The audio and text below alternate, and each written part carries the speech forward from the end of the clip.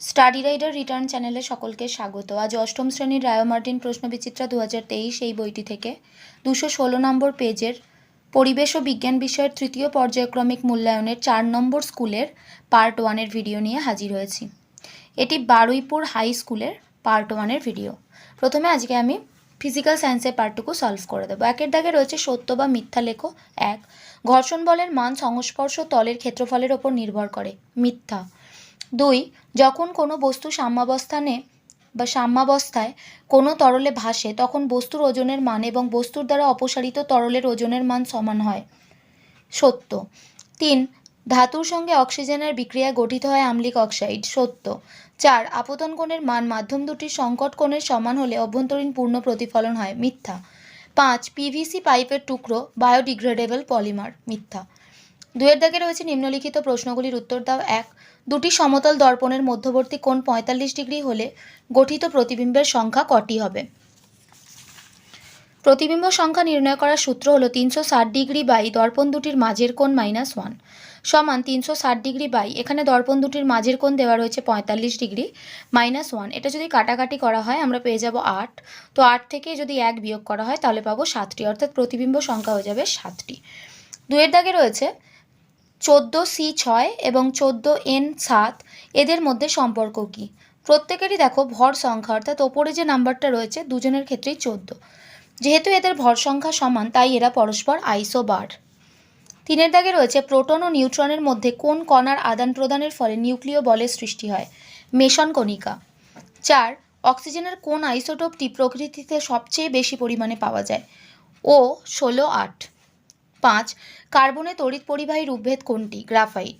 এরপরে 3-এর দাগের প্রশ্নে রয়েছে নিম্নলিখিত প্রশ্নগুলির উত্তর দাও। 1. সক্রিয় চারকোল কি? এর ব্যবহার লেখো। জিঙ্ক ক্লোরাইড দ্রবণে সিক্ত নারকেল মালাকে বায়ুর অনুপস্থিতিতে আবদ্ধ পাত্রে উচ্চ উষ্ণতায় উত্তপ্ত করলে যে কালো অবশেষ পাওয়া যায় তাকে সক্রিয় চারকোল বা সক্রিয় অঙ্গার বলে।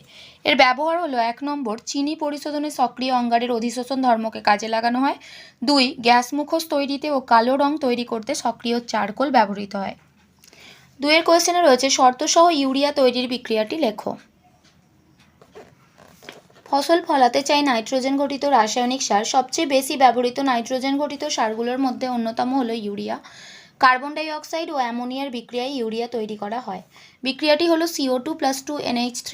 এর মধ্যে 200 ডিগ্রি সেলসিয়াস এবং 150 অ্যাটমসফিয়ার চাপ দিলে CONH2 + H2O তৈরি হয়। এই যে CONH2 এটাই হলো ইউরিয়া। 3-এর প্রশ্নে রয়েছে গ্রিনহাউস এফেক্ট বলতে কি বোঝায়? পৃথিবীর বায়ুমণ্ডলে উপস্থিত CO2 জলীয় বাষ্প সূর্য থেকে আগত ক্ষুদ্র তরঙ্গ দৈর্ঘ্য বিশিষ্ট রশ্মিকে পৃথিবীতে আপতিত হতে দেয়, কিন্তু পৃথিবীপৃষ্ঠ থেকে দীর্ঘ তরঙ্গ দৈর্ঘ্যের ইনফ্রারেড রশ্মিকে মহাশূন্যে ফিরে যেতে দেয় না। ফলে পৃথিবীকে ঘিরে তার সংলগ্ন বায়ুমণ্ডল একটি উষ্ণ আবহাওয়া সৃষ্টি করে। এই প্রক্রিয়াকে গ্রিনহাউস প্রভাব বা গ্রিনহাউস এফেক্ট বলে। 4-এর প্রশ্নে রয়েছে সিএনজি কি? এর ব্যবহারের সুবিধা লেখো। সিএনজি এর পুরো কথা হলো কম্প্রেসড ন্যাচারাল গ্যাস। এর ব্যবহারের সুবিধা হলো 1 নম্বর প্রাকৃতিক গ্যাসের প্রধান উপাদান মিথেন এবং মিথেনের তাপন মূল্য খুব বেশি হয়। 2. সিএনজি এর ব্যবহারে ছাই বা ধোঁয়া উৎপন্ন হয় না, তাই বায়ু দূষণ কম হয়। 5-এর দাগে রয়েছে লঘু সালফিউরিক অ্যাসিড মেশানো ফেরাস সালফেট দ্রবণে O2 গ্যাস পাঠানো হলো কি ঘটবে? বিক্রিয়া সহ লেখো। একটা টেস্ট টিউবে সামান্য লঘু সালফিউরিক অ্যাসিড মেশানো ফিকে সবুজ রঙের ফেরাস সালফেট দ্রবণ নিয়ে তার মধ্যে অক্সিজেন গ্যাস পাঠালে কিছুক্ষণ পর দেখা যাবে দ্রবণের বর্ণ হলুদ হয়ে গেল। এক্ষেত্রে ফেরাস সালফেট অক্সিজেনের দ্বারা জারিত হয়ে ফেরিক সালফেটে পরিণত হয়। বিক্রিয়াটি হলো 4FeSO4 + 2H2SO4 + O2 থেকে 4Fe2SO4 3 + 2H2O। 6-এর প্রশ্নে রয়েছে কোনো মাধ্যমের প্রতিসরাঙ্ক কোন কোন বিষয়ের ওপর নির্ভর করে? প্রতিসরাঙ্কের মান দুটি বিষয়ের ওপর নির্ভর করে: মাধ্যমদ্বয়ের প্রকৃতি এবং ব্যবহৃত আলোর বর্ণ। 4-এর দাগে নিম্নলিখিত প্রশ্নগুলির উত্তর দাও। 1. ভূষাকালি মাখানো লোহার বলকে জলে ডোবালে চকচক করে কেন? ধাতব বলের গায়ে ভূষকালির প্রলেপ দেওয়া হলে ধাতব পৃষ্ঠ ও ভূষকালির মধ্যে বাতাসের একটি স্তর আবদ্ধ থাকে।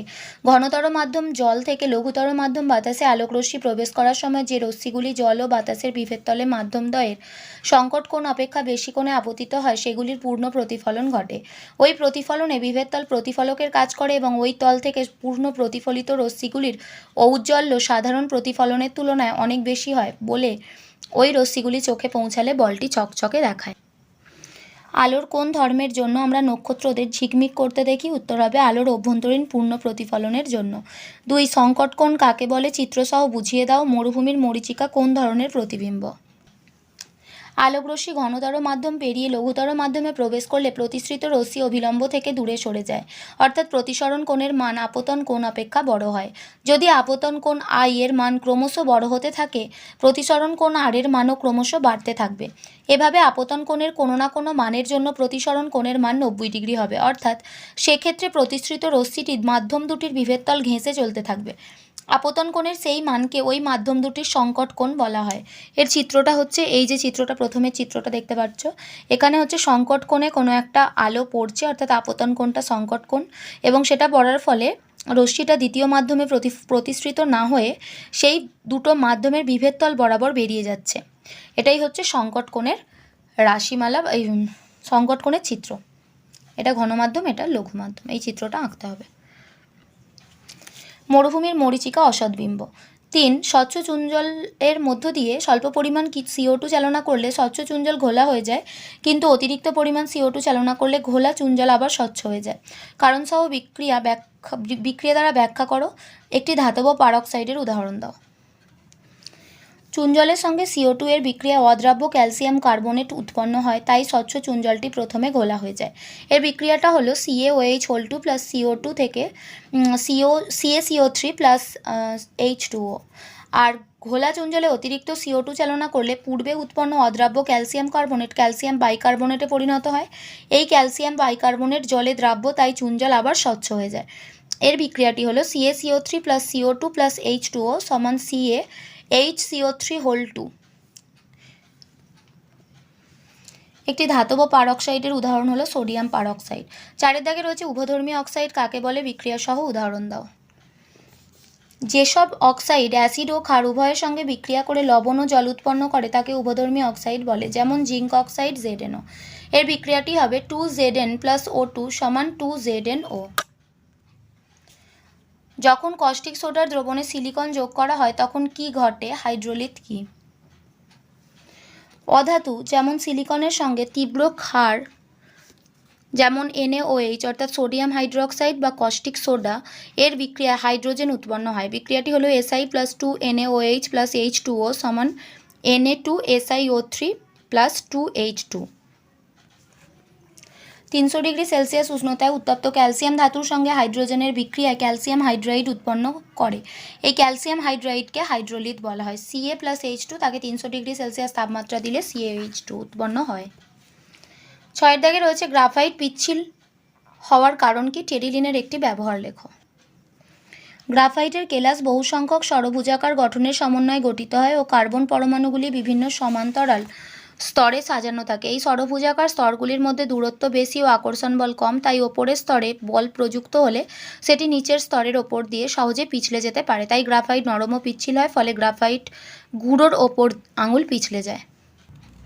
টেরিলিনের ব্যবহার হলো সুতির সঙ্গে মিশিয়ে টেরিকট নামের কাপড় তৈরি হয়। এর মধ্যে দিয়ে বায়ু চলাচল করতে পারে কিন্তু জল শোষিত হয় না, তাই আর্দ্র আবহাওয়ার দেশে জামা কাপড় তৈরিতে ব্যাপকভাবে ব্যবহৃত হয়। আজ এই পর্যন্ত। ভিডিওটি ভালো লাগলে অবশ্যই একটা লাইক দিও, আর পড়াশোনা সংক্রান্ত এরকম আরও ভিডিও পেতে আমাদের চ্যানেলটি সাবস্ক্রাইব করে পাশে থাকা বেল আইকনটি প্রেস করো আর বন্ধুদের সাথে শেয়ার করো। ভালো থেকো, খুব তাড়াতাড়ি দেখা হচ্ছে নেক্সট ভিডিওতে। Thanks for watching.